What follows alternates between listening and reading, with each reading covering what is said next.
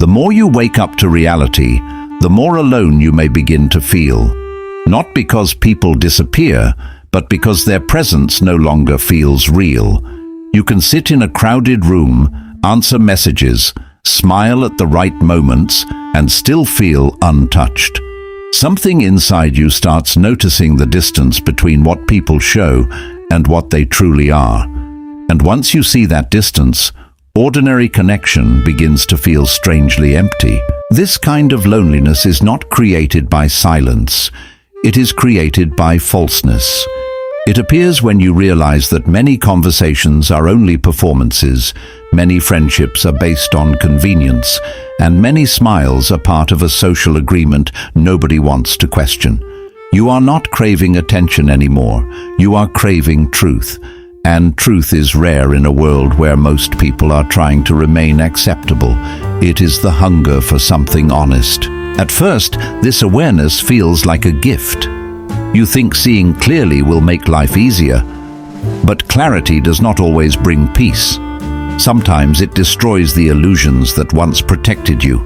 It shows you how much of your personality was shaped by the need to be liked, how many words you swallowed to avoid discomfort, and how many versions of yourself you created just to survive inside rooms where your real self was never welcome.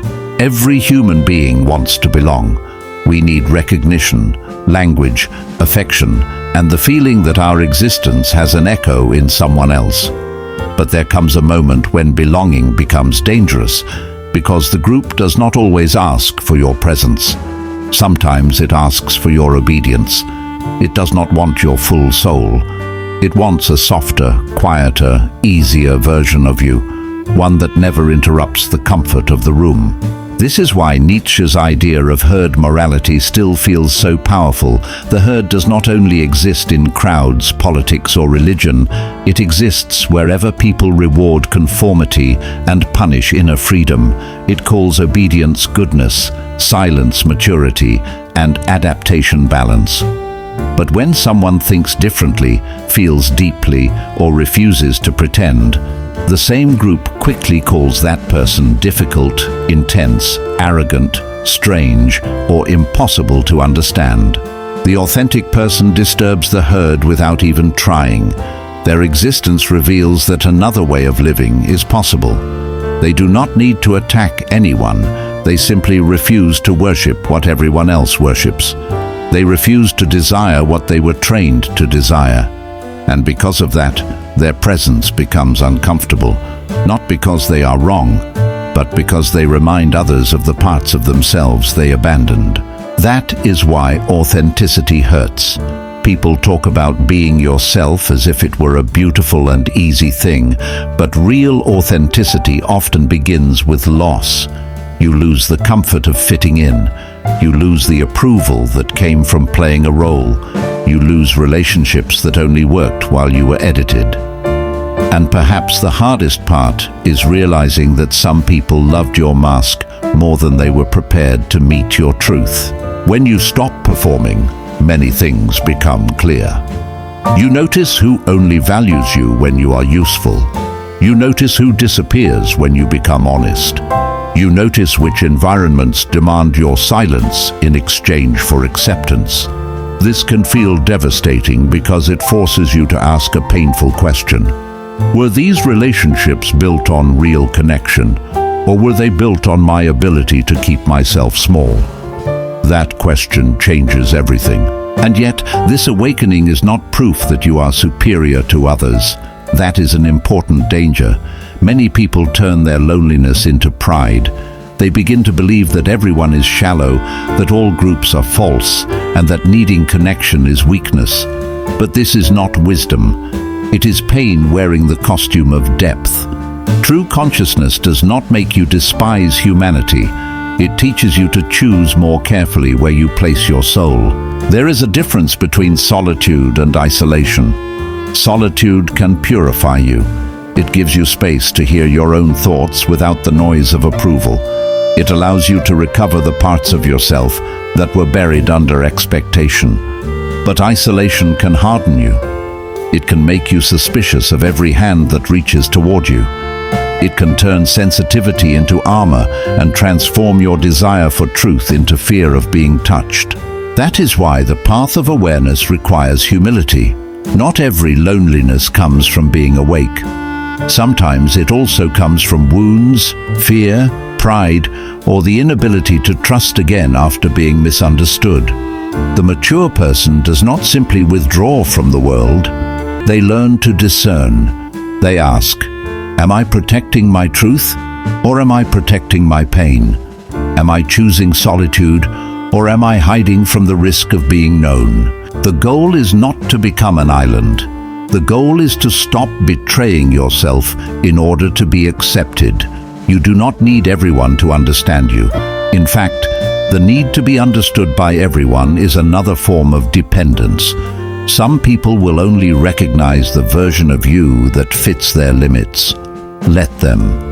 Your task is not to translate your entire soul for those who only want a simplified human being. Still, real connection is possible.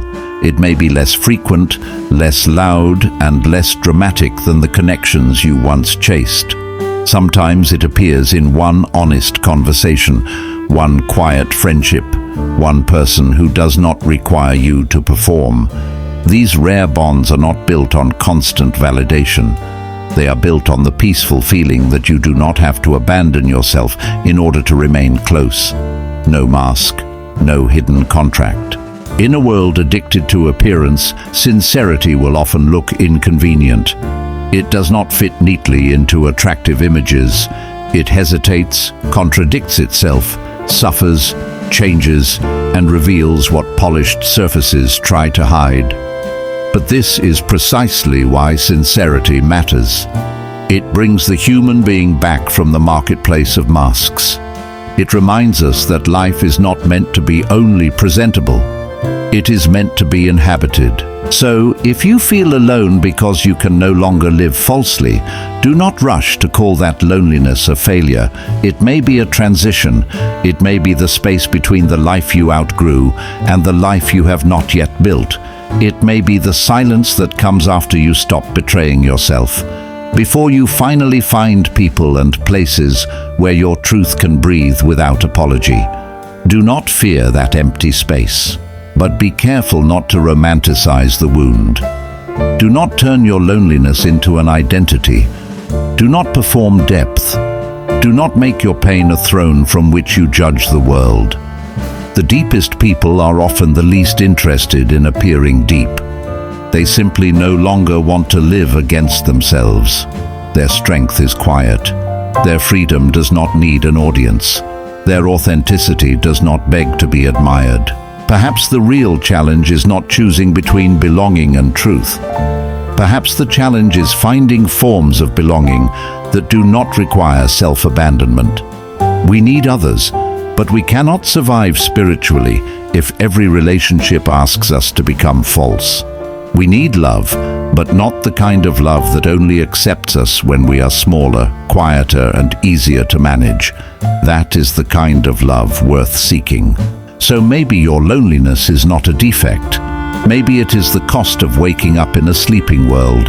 Maybe it is the pain of seeing too much in a culture that rewards pretending. And maybe, if you endure this passage without becoming bitter, it can lead you to something deeper. Fewer connections, but truer ones. Less applause, but more peace. Less performance, but a life that finally belongs to you. And that is where real freedom begins. There comes a point where silence becomes more honest than many conversations. Not because you have nothing to say, but because you finally understand that not every space deserves your truth. Some people are not listening to understand you. They are listening to place you inside a category they already know. So you become quieter, not out of weakness, but because your inner world has become too valuable to be wasted, where it will only be misunderstood. And this is one of the hidden signs of maturity. You stop explaining yourself to people who are committed to misunderstanding you. You no longer beg to be seen by those who benefit from keeping you small. You no longer confuse being tolerated with being loved. Something inside you becomes tired of performing for rooms that never wanted your soul, only your cooperation. That tiredness is not the end of you. It is the beginning of self-respect. But the path is not easy, because the old self will still call you back. The version of you that knew how to please everyone will sometimes feel safer than the version of you that tells the truth. You may miss the comfort of being accepted, even when that acceptance was built on a lie. This is why transformation can feel like grief. You are not only losing people, you are losing the identity that helped you survive around them. Still, every time you choose truth over approval, something inside you becomes stronger. Not louder, not colder, stronger. You begin to realize that peace is not the same as popularity. You begin to value the calm that comes from not betraying yourself. And slowly you stop asking, "Do they accept me?" and start asking, "Can I remain whole here?" That question changes the quality of every relationship in your life. In the end, waking up does not mean escaping the world. It means returning to it without selling your soul to belong. It means walking among people with compassion, but also with boundaries. It means loving without disappearing, giving without becoming empty, and connecting without wearing a mask. And if that makes your circle smaller, let it be smaller. A small life lived in truth is greater than a crowded life built on self-betrayal.